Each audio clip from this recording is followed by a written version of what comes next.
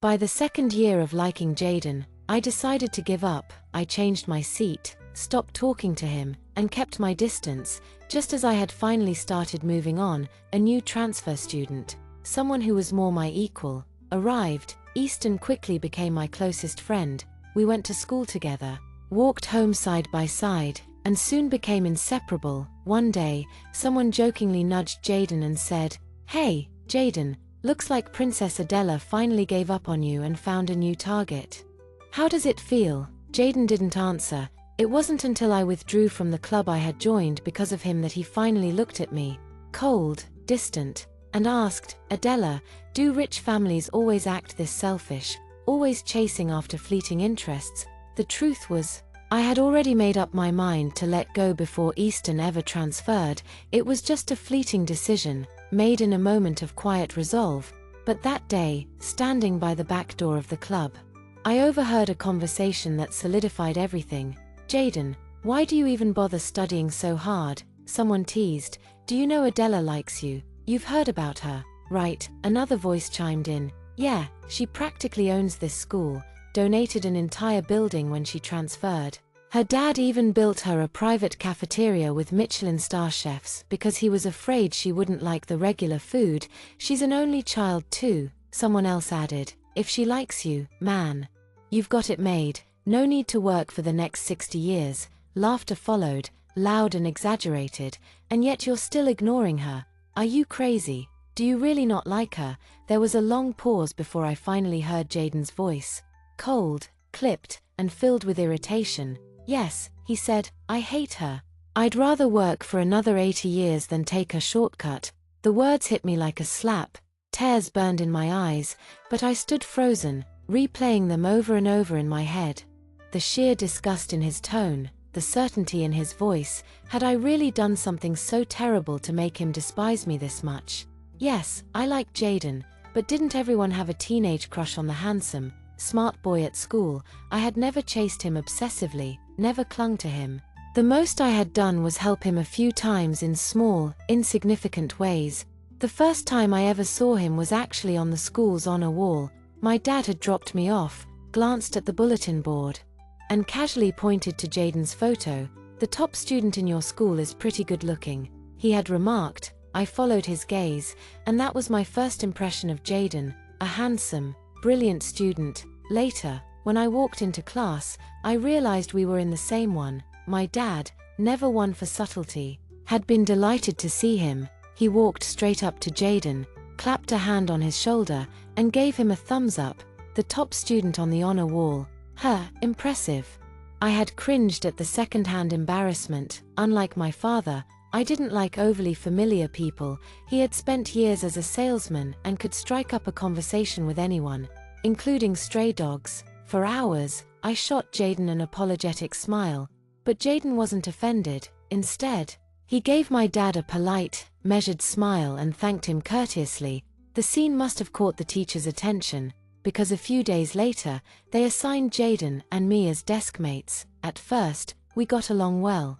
He'd patiently explain math problems to me. During gym class, when I was on the verge of collapsing, he'd drag me across the 800-meter finish line. Sometimes, I'd ask him to grab me a bottle of water from the school store, and occasionally, when I was sneakily reading a novel under my desk, he'd cover for me. But after class, he would always scold me. "Adela, you're so lazy and useless. Your grades are bad, your stamina is terrible. What are you even going to do with your life?" Then he'd proceed to tutor me again, his face completely serious. I would just laugh, looking up at him and saying, "Aren't you here for me? If I fail, I'll just come to you for help. I'll cling to you so tightly you won't be able to shake me off." Jaden would look at me quietly then, his amber eyes like a cat's eye marble, the kind that could pull you in if you stared too long. I'd blush inexplicably, stumbling over my words. A fleeting smile would cross his lips before he returned to his usual serious, focused expression, explaining the lesson again. Before anyone knew that my father was the richest man in the city, Jaden and I were like any other friendly desk mates. He only started distancing himself after a post titled, "Digging into Adela's family background" went viral. The post exposed everything. The new school building had been donated by my father. The cheap but high-quality cafeteria in the West District was built specifically for me. The low meal prices were because my dad personally funded it, and worst of all, there was a private room in the cafeteria just for me, locked when I wasn't there, open only when I chose to eat there. Some of the details were exaggerated. My dad didn't donate the building for me. He valued education and believed in giving back because he came from nothing. He didn't build a cafeteria just for me, but because he believed students deserved proper nutrition, something he never had growing up. But none of that mattered once the rumors spread. Suddenly, my classmates started asking me, "Adela, is the post true?" It frustrated me to no end. So I went to complain to Jaden. He was sitting next to me, quietly reading. Jaden had an incredible ability to multitask, and I rarely interrupted him when he was studying. But that day, I was too upset to care. I expected him to brush me off. Instead, he glanced at me and said calmly, "It's fine. These are just simple problems. And your trivial complaints, they're nothing I can't handle." I should have realized it then. Jaden never saw me as his equal. To him, I was a problem to be solved, a passing nuisance, and in the end, I wasn't even worth his hatred. One day, while he was engrossed in solving a complex math problem, I approached him with a question. He answered calmly, managing to multitask between our conversation and his equations. But that day, after I finished speaking, he abruptly cut me off, his voice tinged with impatience. "Don't bother me, okay?" His words stopped me mid-sentence, and I felt a sting of hurt. After a brief pause, I apologized. "Sorry, is this problem really that challenging? I won't disturb you anymore." However, even when he wasn't buried in his work, his attitude remained distant. Gradually, I stopped trying to initiate conversation, and we slipped into an unspoken Cold War. It was childish. He wouldn't talk to me, so I wouldn't talk to him. It felt like we were both being petty, but Jaden had never been one to express himself much. I assumed I was the only one feeling hurt. Our relationship deteriorated further when our teacher announced a class donation for Jaden. Until then, I hadn't known much about Jaden's family situation. He always looked well put together in his school uniform, handsome, with top grades and polite manners. It was hard to imagine that he came from a single-parent family and that his mother was battling kidney disease, relying on expensive dialysis each month. The teacher stood before us and said, "Jaden is exceptionally talented. Despite facing significant challenges at home, he maintains outstanding grades. Our school has decided to organize a donation drive to support his family during this tough time. We hope everyone can show unity and compassion to help our outstanding student." As people expressed their sympathy and turned to look at him, I felt compelled to break our silent standoff. I turned to Jaden and asked quietly, "Why didn't you ever mention this before?" He just lowered his head, lips pressed tightly together, not saying a word. At that moment, I didn't think much of it. After all, I considered us friends, or so I thought. Based on my own assumptions, I hadn't considered his pride or anything like that. I simply wanted to help. I spoke to my dad about Jaden's situation, acting swiftly. My father covered all of Jaden's expenses from high school to university and even had his mom transferred to a private hospital, with all costs running through his account. The day Jaden and his mom came to thank my dad was a weekend. We had just returned from an outing and they were waiting outside the archway of our villa. As soon as my dad stepped out of the car, Jaden's mom burst into tears, overwhelmed with gratitude. She wanted to thank my dad for his generosity. Jaden, still in his school uniform, comforted his mom while my dad awkwardly hugged her. She grabbed my dad's hand and said, "From now on, Jaden is your person. You can ask him to do anything." I stood there, frozen, unsure of what to do, as I glanced at Jaden. He also looked up and met my gaze. His eyes were deep, unyielding, and bottomless. Something had changed in Jaden. Although he had always been composed and mature, there used to be moments of youthful energy. But now, that energy seemed to have vanished, replaced by a mature composure. And he had become even more silent. It was only later that I realized he might not have wanted me there at that moment. Afterward, I tried to mend our relationship. I brought him breakfast every morning and bought him drinks after class. Gestures I had made even before my family helped him. But after the donation, he stopped accepting these gestures. Perhaps feeling they were like accepting charity, I bought him a pair of shoes for his birthday, but he didn't accept them either. Soon, rumors spread that I had a crush on Jaden. I never denied it nor explained, because honestly, I couldn't claim to be completely open with him, despite everything. I thought at some point Jaden had liked me, given the way he had treated me before with patience and care. Then one day, outside the rock climbing club, I overheard him say, "Yes, I really hate her." Even though I wanted to fix things, I knew a gentleman doesn't force relationships. If he hated me, then that was that. I decided to move on, to let my heart be resilient like bamboo, bending with the wind but standing firm afterward. When Jaden returned to class, I was already seated calmly at my desk. I had always been cheerful and easygoing, rarely drawn into arguments. All my elders praised my good temperament, but even the best-tempered person has their limits. As Jaden sat down, I shifted a bit to put some space between us. He seemed to stiffen and sent a confused glance my way, but I kept my head down, focused on my reading, and didn't look up during math class. I zoned out for a moment during class. And just as the teacher was breaking down a complex problem, she called on me to answer. I hesitated, my eyes scanning the equation on the board, not really sure of the answer. Quietly, Jaden slid his notebook in front of me, revealing his neatly written steps, almost as if he knew I was lost. Our little exchange didn't go unnoticed by the teacher, but she chose not to comment. Instead, she seemed slightly taken aback when I admitted, "Sorry, I didn't understand, I'll explain it again." The teacher responded with a mild surprise, "Everyone, pay attention, don't zone out, learning is your responsibility." As I sank back into my chair, I noticed Jaden's grip on his pen tighten, his knuckles whitening with the pressure. After a moment, he silently withdrew his notebook. We didn't speak, and the tension lingered until the bell finally rang. Despite my resolve, I felt a pang of sadness. Jaden still sat beside me, his presence too significant to ignore. I considered talking to the teacher about changing my seat, just to put some distance between us, but I needed a good reason that wouldn't seem too obvious. Lost in my thoughts, I was abruptly brought back to reality by a knock on the classroom window. Two girls outside gestured excitedly, whispering, "Adela, there's a handsome guy looking for you." Confused, I stepped outside and froze. There he was, tall, leaning casually against the wall in a crisp white shirt, not his usual school uniform.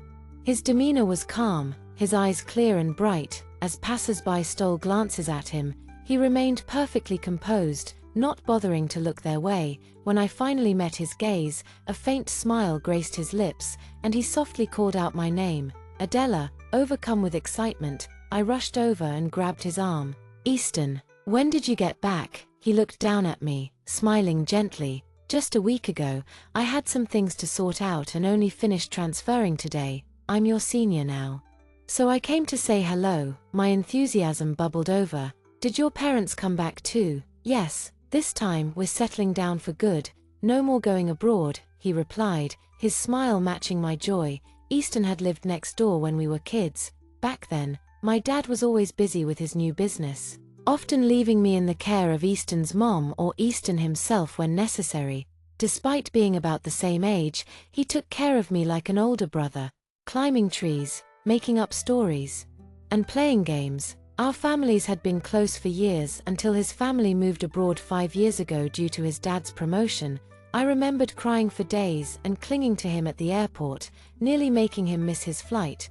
Although we stayed in touch sporadically over the years, our communication had dwindled. "I actually contacted your dad a month ago but didn't want him to tell you. I wanted to surprise you," he explained, patting my head. "All right, go back to class. I still have some paperwork to do. I'll pick you up after school and we'll go home together." Reluctantly, I nodded and let go of him, my smile unwavering as I walked back to the classroom. When I returned, I caught Jaden's icy stare. He had just looked away from the window and was watching me with a cold expression, colder than any standoff we'd had before. As I approached, he remained still, blocking my path to my seat. "Jaden, could you please move?" I asked, my tone firm. He didn't respond, continuing to stare down, unmoving. This behavior was unlike him. I didn't understand what I had done to upset him. As the bell rang for the second time and the teacher approached, I grew anxious. "Jaden," I said louder, and he finally shifted, his smile almost mocking as he leaned forward to let me pass. His unusual behavior left me puzzled. I wanted to ask what was wrong but decided against it. It wasn't my place to pry. Never mind, forget it, it's not my business, I thought to myself. With Easton now back and attending the same school, it felt like stepping back in time. Back then, he would come to my house every morning to walk me to school and was always there to pick me up after class. It seemed like old times were about to return. East was waiting for me at the classroom door again, causing the girls in my class to gasp dramatically and then tease me excitedly. "Your Easton is here again," they'd say. Of course, some couldn't resist the urge to gossip. "What's your relationship with Easton?" they would ask. I would sigh and explain. "He lives next door to me and just came back from abroad. He's like my brother, so don't start any rumors." But my explanation only seemed to fuel their excitement more, and they would stretch their voices in curiosity. "Oh, so you grew up together? Is Easton from a wealthy family? He's handsome and rich, Adela. You two must be a perfect match." I didn't know what to say. Despite having reiterated countless times that Easton and I were just friends, no one seemed to believe it. Suddenly, the pen in Jaden's hand snapped in half, spilling blue ink all over his hands. The girls in front of me exchanged glances and the teasing quieted down until Jaden, expressionless, said, "Could you move? I'm going to wash my hands," when he returned after cleaning up. The classmates who had been teasing me had dispersed. Jaden looked at me and coldly said, "Could you two gossip somewhere else? It's too noisy. Whether passive or active, it's always problematic to disturb others." So, I lowered my head and apologized. "Sorry, Jaden." He stared at me, surprised. His cold expression softening a bit, he parted his lips as if he wanted to say something. But for some reason, he didn't. I could tell he kept looking at me as if lost in thought. After a moment, I looked up at him and mustered the courage to say, "It's not good for you to be disturbed while studying every day. I'll ask the teacher to change my seat." When Jaden heard this, his gaze turned cold again, and his eyebrows furrowed. After a long time, he coldly said, "Do whatever you want." The next day, I moved seats. The teacher asked if there was a conflict with my classmates. I thought for a moment and explained that I didn't want to disturb Jaden's studies. Jaden was the teacher's prize student, and since it involved his grades, the teacher agreed easily. He asked where I wanted to sit. Jaden's seat was by the window on the left. He liked the sunlight and breeze. After thinking, I asked the teacher to move me to the farthest seat on the right by the classroom hallway. Now, we were 6 rows apart, and I thought Jaden would be happy about the distance. His seat next to him was always empty. When the teacher asked who he would like to sit next to, he coldly refused, saying he preferred sitting alone. The teacher let him be. My new deskmate was a noisy, little chubby boy who enthusiastically gossiped with me.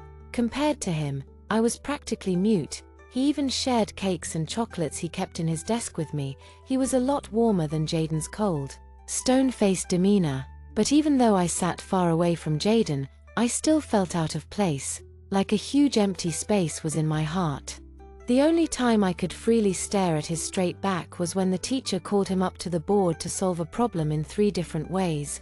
After we stopped sitting together, Jaden and I became like the most familiar strangers. Oh, and I even withdrew from the club I had joined for him. I didn't like rock climbing.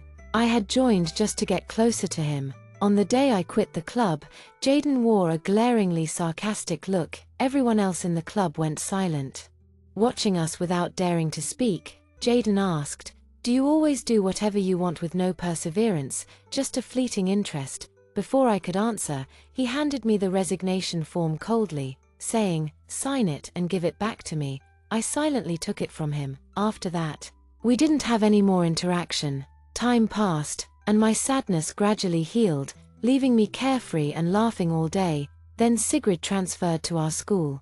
Sigrid had been recruited by the principal from another school. The first time I saw her, she was standing at the front of our class, introducing herself. Her image matched the typical overachiever: short, neat hair, and an aura of confidence. After finishing her introduction, she smiled and directly met Jaden's eyes, greeting him. "Jaden, long time no see." I felt a strange tightening in my chest. Sigrid became Jaden's new deskmate.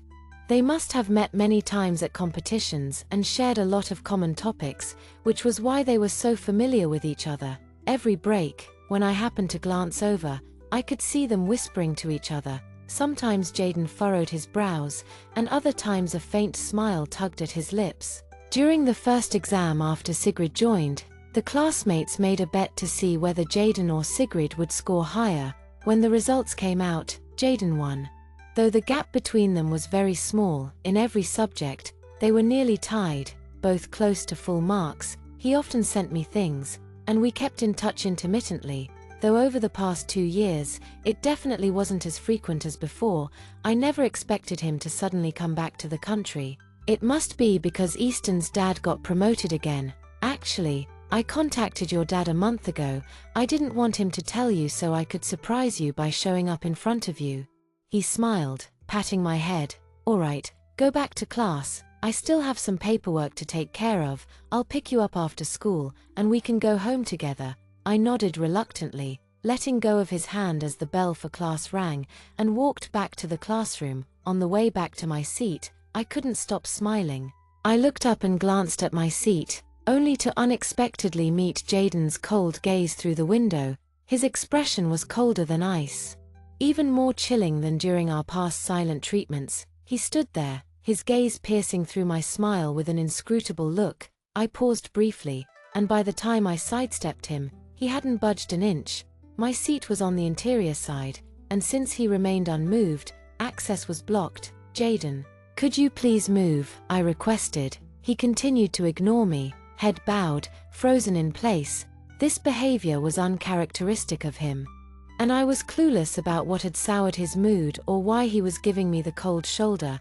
As the bell echoed for the second time and the teacher's arrival was imminent, my anxiety heightened. I raised my voice slightly. "Jaden." He then flashed a faint, somewhat taunting smile and finally shifted forward, allowing me passage to my seat just as the teacher entered.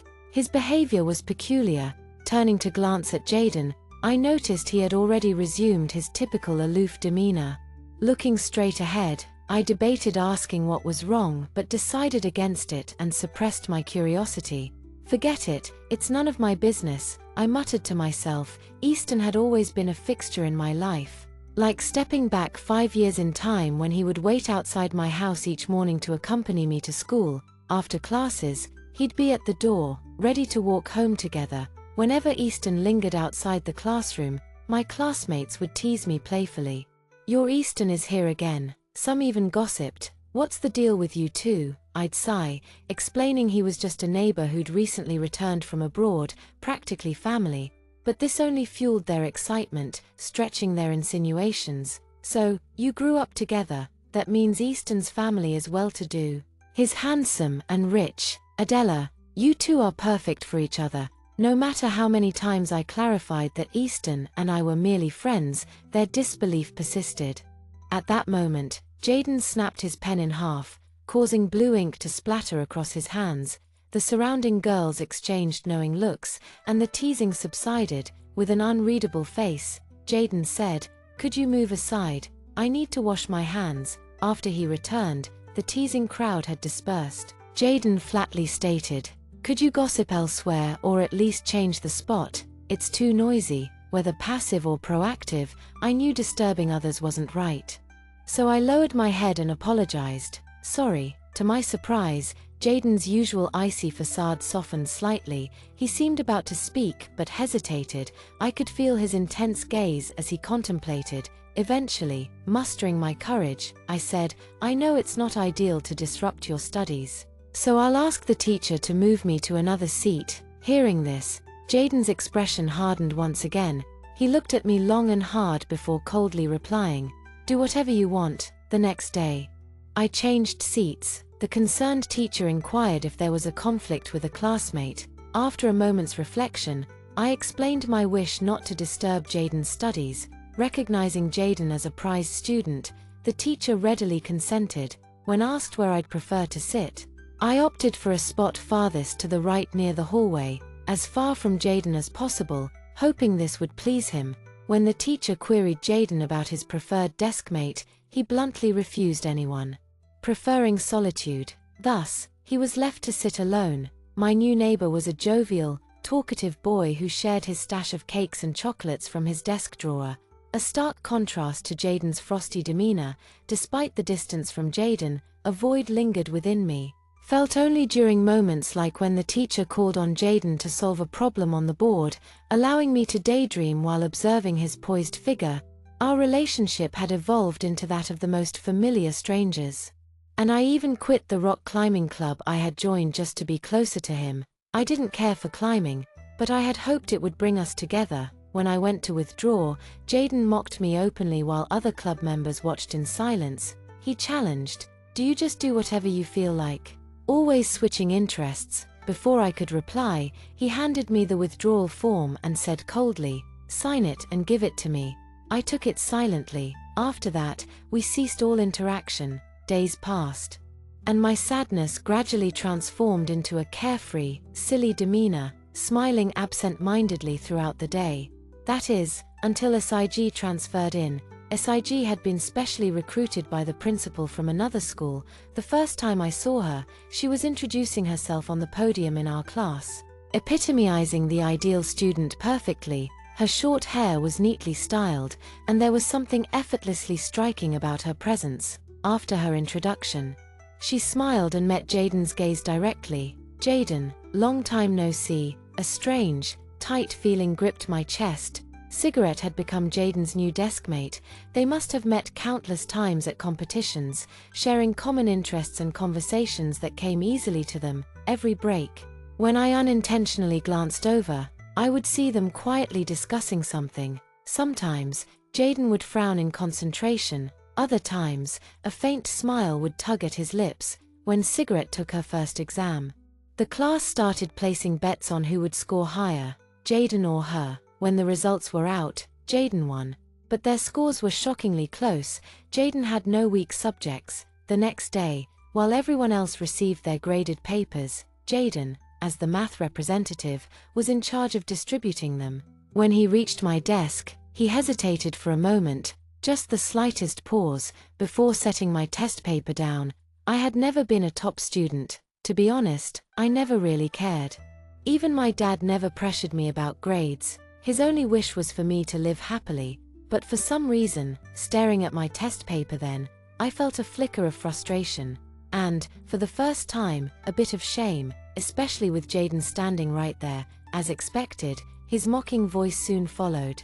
"Are you seriously planning to get into college with this kind of score?" It was the first time he had spoken to me since we stopped sitting together. I silently folded my test paper, tucking it inside my book, making it clear I wasn't in the mood to talk. But Jaden didn't leave. Instead, he remained by my desk and said, "If there's anything you don't understand, you can ask me." I didn't respond. After a pause, he added, "I'm receiving financial support from your dad. If you need help, it's only fair you come to me." I froze. A part of me wanted to laugh at the absurdity of it all, how he was making it seem like tutoring me was some sort of transaction. But Jaden, for some reason, seemed angry. His voice rose slightly. "Wasting your potential, not putting in the effort. What, are you planning to live off your dad your whole life?" Something inside me snapped. I finally looked up, meeting his gaze head-on, and for the first time, I felt angry at him. "What does it matter to you?" I shot back. "Whether I rely on myself or my dad, what does that have to do with you? Who are you to judge me?" Jaden paused, his dark eyes locking onto mine. For a split second, something flickered in his expression. Disappointment. Then, without another word, he turned and walked away. That evening, on my way home, I kicked at the loose pebbles on the sidewalk, lost in thought. Easton noticed my silence. "Something bothering you?" he asked. I shook my head. "No," but then he suddenly asked, "So, what are your plans for the future?" I blinked at him, unprepared for the question. Easton chuckled. "I'm planning to study abroad after this year's exams," he said. "I already mentioned it to your dad. If you come with me, I can look out for you until you graduate." He smiled gently. then patted my head. Your dad's thought about it too, but he hasn't brought it up yet. You should consider it. I felt a little lost. Am I really that bad? I murmured. Easton laughed, his hand ruffling my hair again. Of course not. Then, more seriously, he met my gaze. Everyone has their own strengths and talents. Yours just aren't in academics. That night, I talked to my dad about it when I got home. Turns out, he had been considering the idea. He hadn't been comfortable with the thought of me going abroad alone. But with Easton there, he felt reassured. Even so, he sighed. Conflicted. Of course, it's your decision, he said. Honestly, I'd rather you stay. No matter your grades, I can still get you into a good university. But sometimes, I wonder if it would be better for you to experience independence on your own. He sighed wistfully, and I understood what he was really saying. He wasn't worried about my grades. He was worried that if he wasn't around one day, I wouldn't be independent enough to take care of myself. I hesitated for a long time before finally saying, "Let me think about it." Dad, that night, I lay in bed, tossing and turning, unable to sleep. Jaden's words echoed in my mind. Are you planning to live off your dad your whole life? The next morning, at breakfast, I looked up at my dad and said, I want to study abroad. I wanted to be independent, to experience something new. My dad looked sad at first, reluctant, but more than that, he looked relieved. I started preparing my applications and paperwork. I didn't tell anyone else about it. To be honest, I wasn't good at handling emotional goodbyes. Even though I usually acted carefree, I always felt awkward in moments of sadness, so I handled everything on my own, balancing classes and frequent trips to the teacher's office.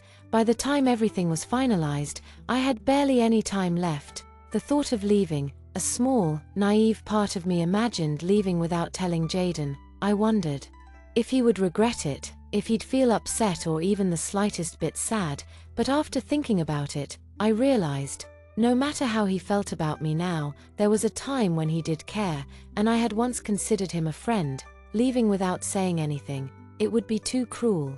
Even though we weren't on good terms anymore, I imagined how I would feel if Jaden suddenly left without telling me. I'd probably be upset too. The night before I left, I hesitated until the very last moment. Then, finally, during lunch break, I decided to stop by the classroom one last time. When I arrived that day, I expected to find Jaden alone, engrossed in his usual routine. But he wasn't alone. Sigrid was there too. They stood side by side in front of the blackboard, each wielding a piece of chalk, engaged in a fervent debate. The board was littered with complex mathematical formulas. Sigrid, caught up in the heat of discussion, wrote so quickly she didn't notice her foot slip. Instantly, Jaden warned her. Be careful, as he reached out to steady her by pulling her close. They stood there for a moment, mere inches apart. From the hallway window, I watched, noticing Sigrid's face flush with redness. After a brief pause, Jaden let go of her arm, averted his gaze, and calmly checked, Are you okay? Sigrid nodded. And even as an outsider, I could sense the tension between them. They resumed their discussion with almost perfect synchrony. I hesitated for a second, then quietly stepped back. Retreating from the scene, it was evident that Jaden hadn't noticed the little things, the reasons behind my frequent visits to the teacher's office or my absences. He had found a new desk partner, a new friend, and they seemed well matched. I sighed and left as quietly as I had arrived. When I returned to the country, it was already 9 years later. At the time I went abroad, no one expected I would stay away so long. My dad had imagined I'd simply earn a better university degree, then return to potentially take over his business. The idea was that I should do whatever made me happy, as long as I stayed busy. At university, I met people who were not academically inclined but incredibly talented in other fields. I got involved in organizing a small art exhibition for a friend whose financial struggles belied her talent. Her paintings were vibrant and full of life, with bold colors and abstract lines, spurred by a sudden idea. A few friends and I decided to organize an exhibition for her. We chose her best works, promoted the event on social media, and to our surprise, it gained traction and even led to some sales. From there, my interest in art galleries and investments grew. We began scouting emerging artists, promoting them through exhibitions and auctions. We focused on the stories behind the artworks, curating collections that we could sell for a significant profit. By my junior year, the revenue from these ventures had covered my living expenses for the year, giving me a great sense of accomplishment and independence. After graduation, I and a few friends started an art investment company, and I spent another 2 years abroad. By then, I was financially independent and didn't need to rely on family support. My father often urged me to come back home. Initially, when I had left, I used to fantasize about returning as a successful person, impressing Jaden, who would look on, bewildered and regretful. However, deep down, I knew Jaden would never express such sentiments. Occasionally, my dad mentioned Jaden, noting that he had attended a prestigious university and had come to thank him personally. Jaden had even inquired about me, but respecting my privacy, my dad never shared my contact information. Later, Jaden gave my dad his number to pass to me, but by then, my feelings for Jaden had faded amidst my busy life. I never reached out to Jaden, and my father never gave him my number. When friends abroad asked if I had ever had a crush, I would recall Jaden only vaguely, as a person from my past, not someone significant. When I saw Jaden again, years later, I was more surprised than anything. He had matured significantly, grown taller, and his features had sharpened. The arrogance and aloofness that once defined him had mellowed, and he now carried himself with a more grounded, composed presence. I learned he had started a successful business in the digital economy, working with artificial intelligence, big data, and chips, sectors I barely understood.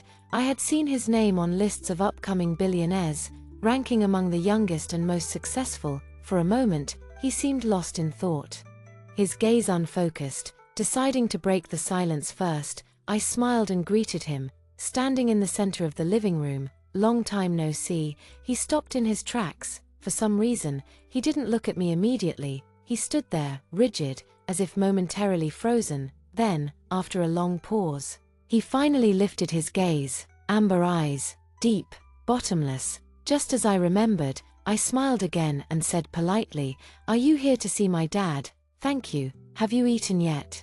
It was nothing more than a casual courtesy, but for some reason, Jaden just kept staring at me with those deep, unreadable eyes.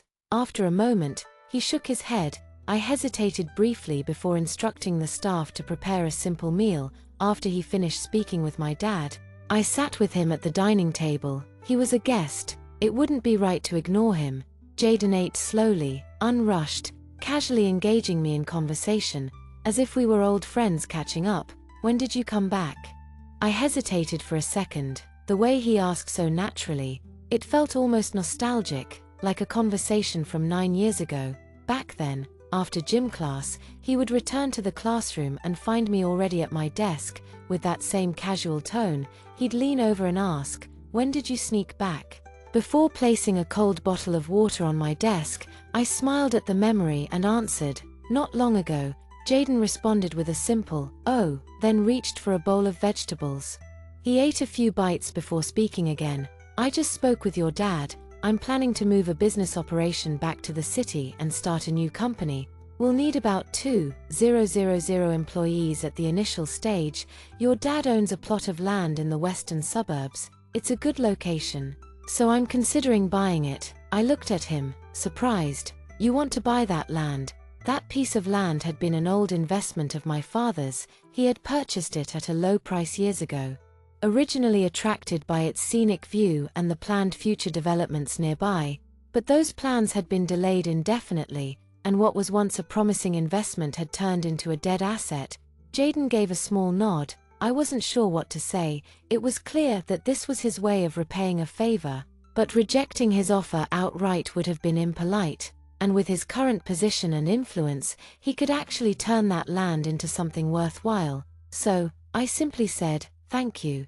Jaden nodded again. As I watched him twirl a few strands of noodles around his chopsticks, I suddenly remembered. He had always loved noodles. Back in the school cafeteria, I could never finish my meal, so I would always pass him half my portion. He never wasted a single bite. But now, watching him eat so slowly, almost mechanically, I wondered, Had his tastes changed? Had his status and lifestyle erased the little things he once enjoyed? As these thoughts swirled in my mind, I involuntarily glanced at my watch. It wasn't that I was in a hurry to leave, but I had a contract signing scheduled soon. Jaden noticed immediately. His gaze flickered to my wrist before he asked, "Got something to do later?" I nodded. "It's about a batch of imported crude oil.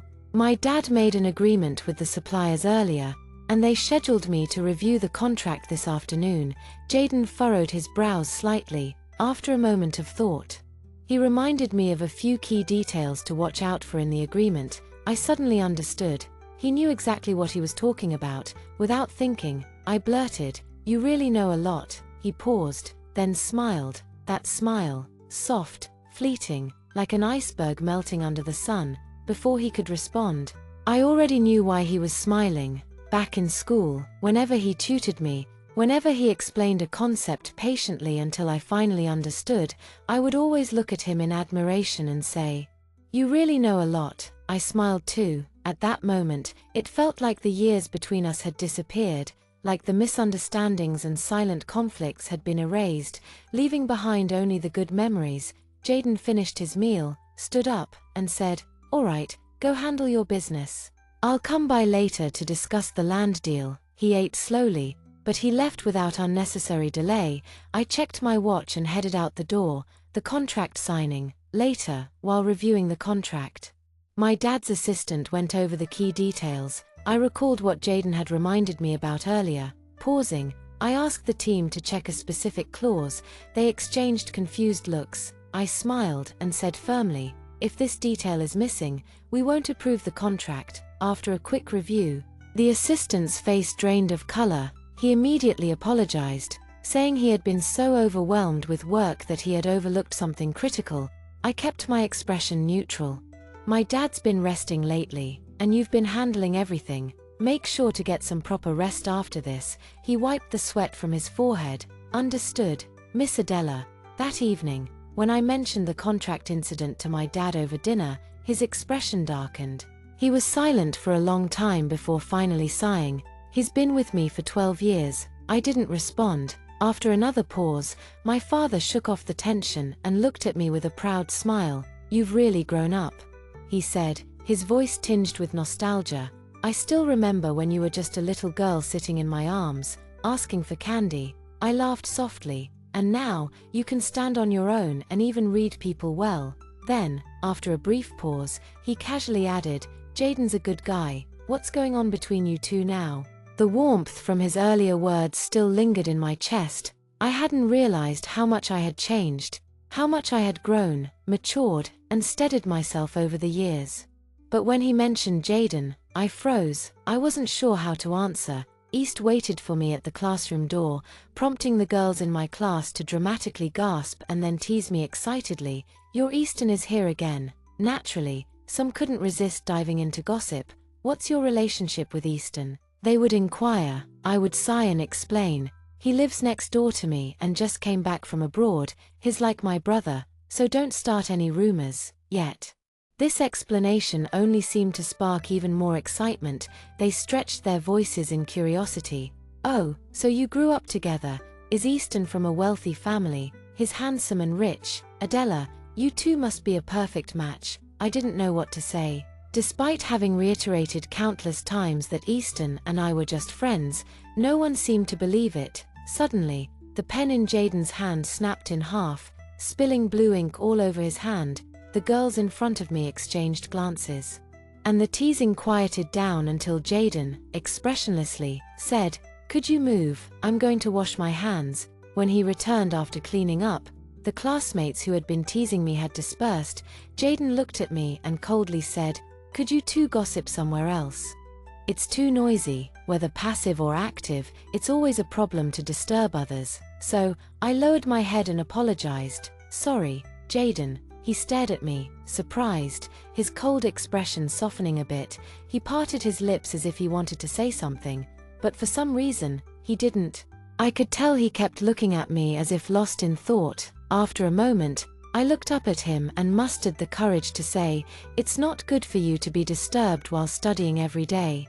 I'll ask the teacher to change my seat." When Jaden heard this, his gaze turned cold again, and his eyebrows furrowed. After a long time, he coldly said, "Do whatever you want." The next day, I moved seats. The teacher asked if there was a conflict with my classmates. I thought for a moment and explained that I didn't want to disturb Jaden's studies. Jaden was the teacher's prize student, and since it involved his grades, the teacher agreed easily. He asked where I wanted to sit.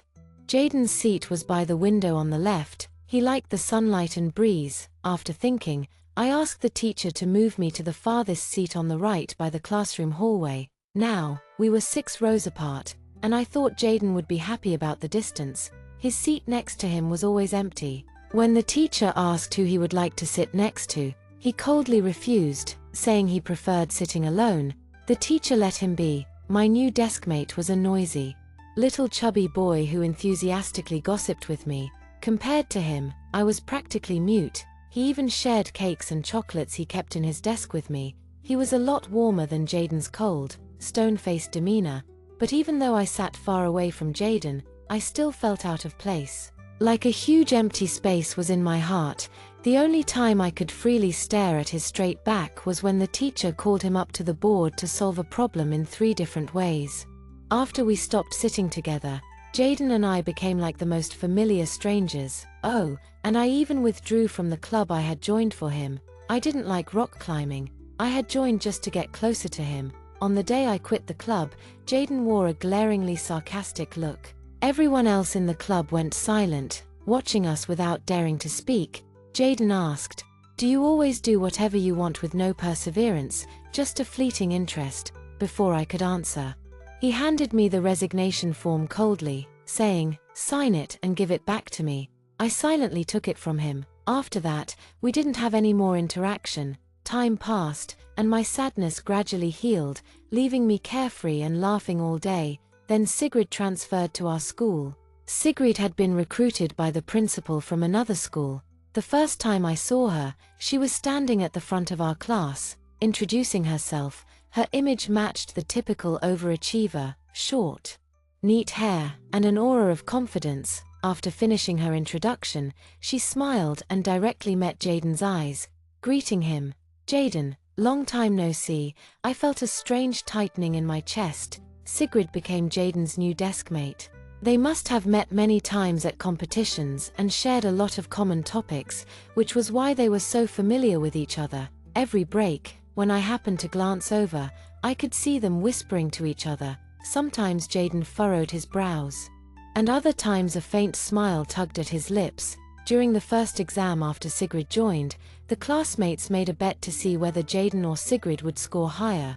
When the results came out, Jaden won. Though the gap between them was very small, in every subject, they were nearly tied, both close to full marks. He often sent me things, and we kept in touch intermittently, though over the past 2 years, it definitely wasn't as frequent as before.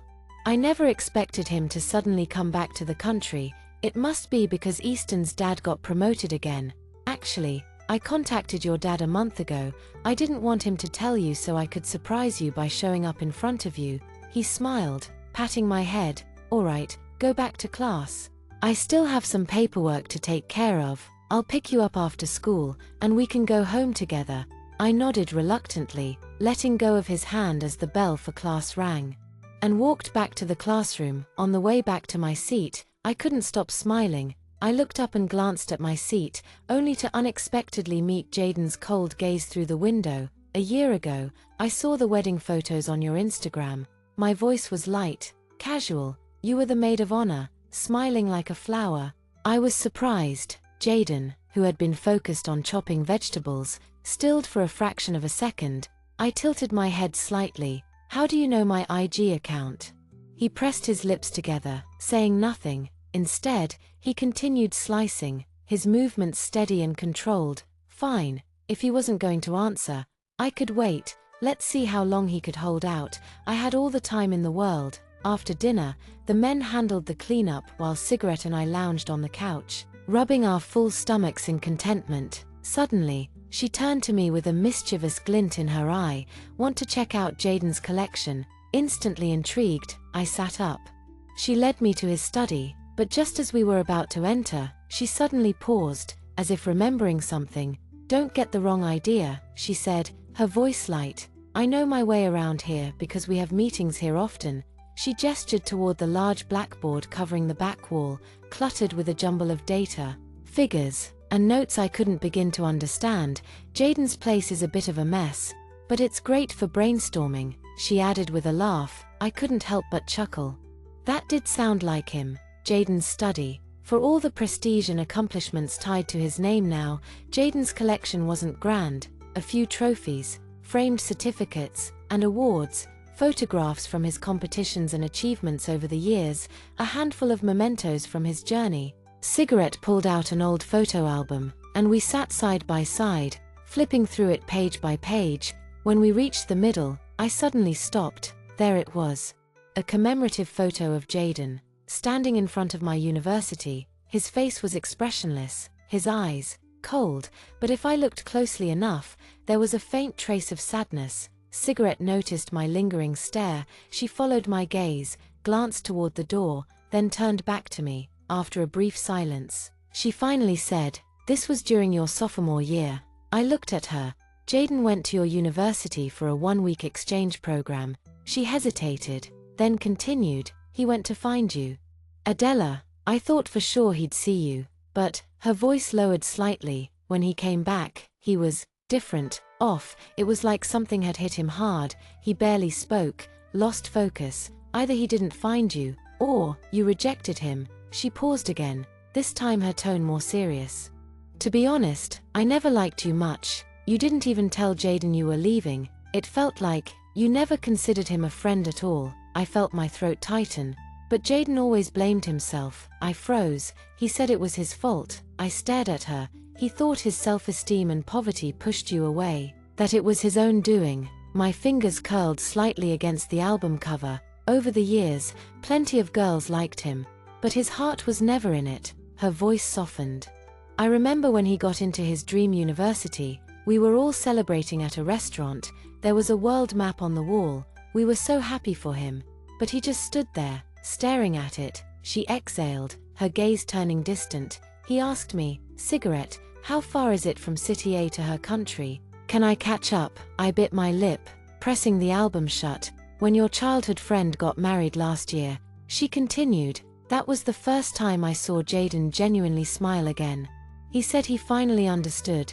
Maybe he had misread everything. Maybe his chance had finally come." I swallowed hard. "If it weren't for business obligations, I think he would have gone to find you right away." She turned to me, searching my face. "When Jaden first started his business, he worked like he was desperate. We all wondered why he was pushing himself so hard. He told me once." She trailed off before finally finishing, "I'm like a summer cicada, and the girl I like, she's a bird. Always flying to places I can't reach. The only way I'll ever catch up to her is if I work harder than anyone else." I sat there, stunned, my mind swirling with everything I had just learned. How do I feel? Honestly, I didn't know. I had no idea there was so much more to the story. Like how he had gathered the courage to give my dad his phone number. Like how he had silently followed my Instagram all these years. Like how he had flown all the way to my university to find me, only to leave empty-handed. I had no clue about any of that. Back then, Easton was always by my side. Maybe Jaden had misunderstood when he saw him there, but some things I did know, like how when my dad got sick, Jaden came immediately to visit. Like how, despite his growing status and success, he still reminded me about contract details, helped me with business matters, and made sure I stayed in the loop with his plans. Like how he kept pulling me into his world, making sure I wasn't left behind. Back in the living room, when Cigarette and I walked out of the study, Jaden immediately stood up. He looked a little tense. "What did you show her?" he asked, his voice careful. Cigarette smirked. "Oh, just your embarrassing moments." Of course. Jaden let out a soft laugh, shaking his head. His usual confidence returned, his composed demeanor radiating effortless charm. He leaned back against the sofa, a teasing glint in his eyes. "Oh, well, let me see them too. I don't remember having any embarrassing moments." Laughter filled the room. I looked at Jaden through the noise, through the familiar warmth that had settled in.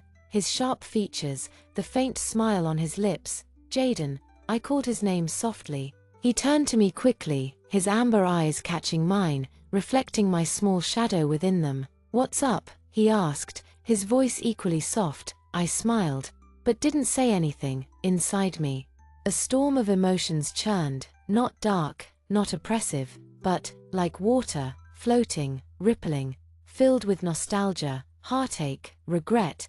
But it was okay, because things were different now. Jaden and I still had plenty of time. I glanced at him again. He was listening to someone speak, but absent-mindedly peeling a nut in his hands, a habit of his since high school. Once he finished, he instinctively passed it to me on the left.